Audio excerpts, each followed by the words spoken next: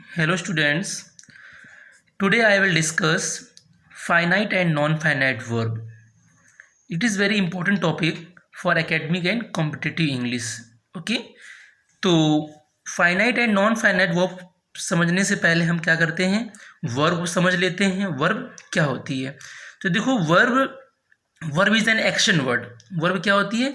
Action word होती है, यानी जो शब्द क्या करते हैं, एक्शन करते हैं, वो हमारे क्या होते हैं, वर्ब होती है। वर्ब में हिंदी अगर देखें तो वर्ब मीन्स होता है करना, डू, करना, यानी जब कोई कार्य हम करते हैं, यानी जो भी हमारे द्वारा एक्शन किया जाता है वो हमारा वर्ब होता है।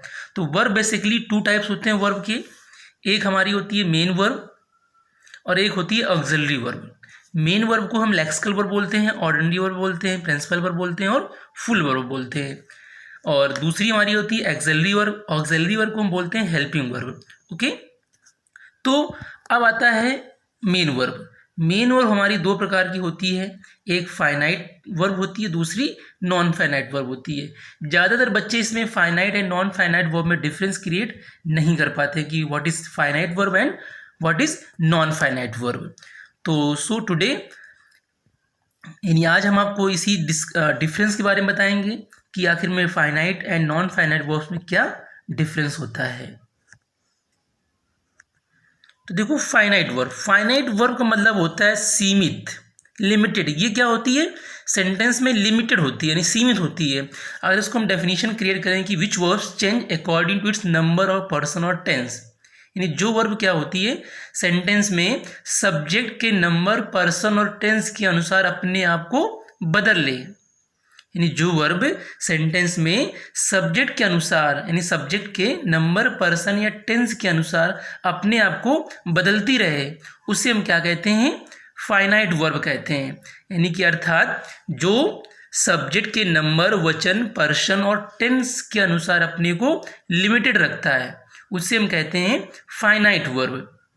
एक बार और देख लीजिए कि which verbs change according to its number, person और टेंस, जो वर्ब अपने नंबर, पर्सन या टेंस के अनुसार अपने आप को बदल ले, उसे हम कहते हैं फाइनाइट वर्ब। अब यहाँ पे here few example are, for example I am a doctor, he is a doctor, they are a doctor and you are a doctor. तो यहाँ हम देख रहे हैं एम हमने अंडरलाइन किया है, इज हमने अंडरलाइन किया है, आर हमने अंडरलाइन किया और आर अंडरलाइन किया है। अगर हम सब्जेक्ट की बात करते हैं तो यहाँ पे आई सब्जेक्ट है, ही सब्जेक्ट है, दे सब्जेक्ट है, यू सब्जेक्ट है। तो हम देख रहे हैं जो हमारी ये वर्ब है एम इज आर, ये हमारी वर्ब है। ओके, तो हम देख रहे हैं यहाँ पे आई अकॉर्डिंग एम आ रहा है, ही अकॉर्डिंग इज आ रहा है, दे अकॉर्डिंग आर आ रहा है, यू अकॉर्डिंग और आ रहा है। तो हम देख रहे हैं जैसा सब्जेक्ट का पर्सन और नंबर है वैसे ही वर्ब अपने आप को बदल रही है। तो यहाँ पे हमारा एम इज आर जो है ये हमारा फाइनाइट वर्ब है, because it change according to its person, number और टेंस। ओके, जैसे कि हमने लिखा भी देखो यहाँ पे है, यहाँ पे is am are finite verb है, क्योंकि ये वर्ब्स अपने सब्जेक्ट के अनुसार अपनी फॉर्म्स को चेंज कर लेते हैं। ठीक है, तो सरल भाषा में ये हम कह सकते हैं कि जो वर्ब्स अपने सब्जेक्ट के अनुसार अपनी फॉर्म्स को चेंज कर लें, उसे हम क्या कहते हैं? फाइनाइट वर्ब कहते हैं। ओके, तो अब दूसरा इसको एग्जाम्पल और हम देख लेते हैं, जैसे कि he lives in Jaipur, you live in Jaipur. तो यहाँ हम देख रहे हैं लिव्स हमारा क्या है? वर्ब है, और लिव हमारा वर्ब है। तो ही अकॉर्डिंग देखो हम लिव्स ला रहे थे, यू अकॉर्डिंग हम लिव ला रहे थे। तो दोनों वर्ब देखो क्या हो गए? चेंज हो गए। किसके अनुसार? अपने अपने सब्जेक्ट के अनुसार। तो यहाँ पे लिव्स और लिव क्या है? ये हमारी फाइनाइट वर्ब है। ओके, हम बात करते हैं नॉन फाइनाइट के बारे में। तो नॉन फाइनाइट वर्ब वो होती है जो सीमित नहीं, यानी कि नॉट लिमिटेड। तो इसको हम डेफिनेशन इसको इस प्रकार से क्रिएट करेंगे कि which verbs do not change according to its number, person और टेंस, अर्थात जो सब्जेक्ट के नंबर, पर्सन के साथ लिमिटेड नहीं रहता है। In other words we can say that which verbs do not change according to its number, person और टेंस, जो वर्ब अपने सब्जेक्ट के नंबर, पर्सन और टेंस के अनुसार नहीं बदलती है, उसे हम क्या कहते हैं? उसे हम नॉन फाइनाइट वर्ब कहते हैं। अब एग्जाम्पल में देखें, I want to learn English, he wants to learn English, they want to learn English. तो हम यहाँ देख रहे हैं अगर हमारी यहाँ पे दो वर्ब हैं, एक वॉन्ट वर्ब है, एक लर्न वर्ब है। तो यहाँ देख रहे हैं वॉन्ट, वॉन्ट्स, वॉन्ट, तो ये तो सब्जेक्ट के अनुसार चेंज हो रही है, तो ये तो हमारी क्या हो जाएगी, फाइनाइट वर्ब हो जाएगी।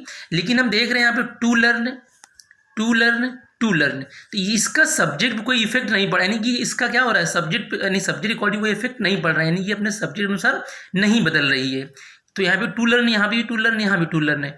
तो यानी क्या है ये, यानी हमने बताया आपको कि जो वर्ब अपने सब्जेक्ट के अनुसार नहीं बदलती उसे हम क्या कहते हैं, नॉन फाइनाइट वर्ब कहते हैं।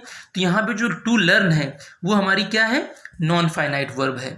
ठीक है, अब देखो जो अब नॉन फाइनाइट वर्ब क्या है, जैसे कि टू प्लस वर्ब की फर्स्ट फॉर्म, जब कोई भी वर्ब टू के साथ आती है तो वो हमारी क्या होती है, इन्फिनिटिव होती है, और ये सेंटेंस में हमेशा नाउन की तरीके से कार्य करती है। जैसे कि हमने नोट में बताया है, यहाँ वॉन्ट, वॉन्ट्स फाइनाइट वर्ब्स हैं, और जबकि to learn non finite verb है। क्यों?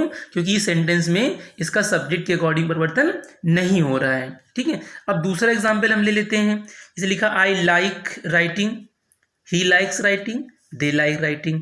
तो हम देख रहे हैं यहाँ पे लाइक, लाइक्स, लाइक, ये तो अपने सब्जेक्ट के अकॉर्डिंग बदल रही है, लेकिन यहाँ पे राइटिंग और राइटिंग, राइटिंग दिया गया, तीनों जगह ही राइटिंग है, यानी ये अपने सब्जेक्ट के अनुसार नहीं बदल रही है।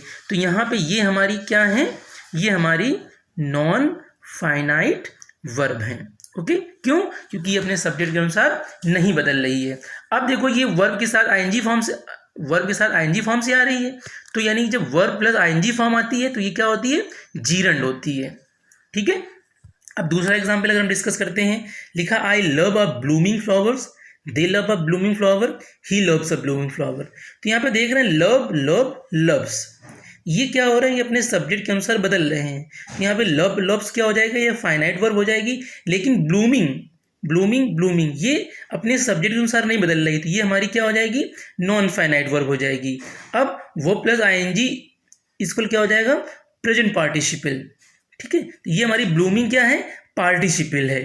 ठीक है, तो अब देखो इससे हमें ये पता चल गया कि जो नॉन फाइनाइट वर्ब्स होती है वो तीन प्रकार की होती है, एक इन्फिनिटिव, जीरंड, पार्टिसिपल। ठीक है, इन्फिनिटिव जो होती है ये टू प्लस वर्ब की फर्स्ट फॉर्म से बनती है, जीरंड जो होती है ये वर्ब प्लस आईएनजी फॉर्म से बनती है, और जो पार्टिसिपल होती है ये भी वर्ब प्लस आईएनजी फॉर्म से बनती है। अब डिफरेंस केवल इतना होता है, जो जीरंड होता है ये सेंटेंस में नाउन की तरीके से काम करती है, और जो पार्टिसिपल होती है ये सेंटेंस में एडजेक्टिव का काम करती है। ओके, तो नेक्स्ट वीडियो में हम आपको नॉन फाइनाइट वर्ब्स में जो इन्फिनिटिव, जीरंड और पार्टिसिपल के बारे में हम आपको डिस्कस करेंगे। ओके, आई होप कि आपको ये समझ में आया होगा।